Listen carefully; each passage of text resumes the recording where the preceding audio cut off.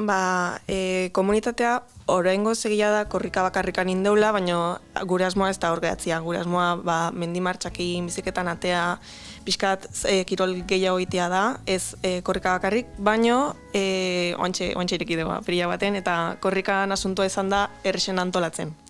Horregatikan hasi gea.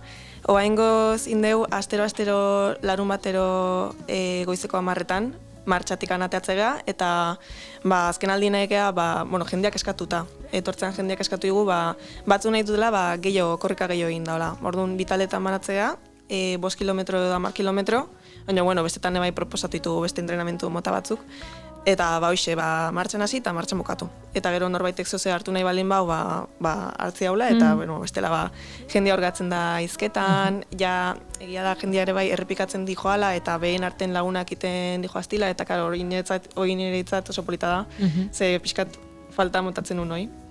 Eta pixkanaka aigea lortzen.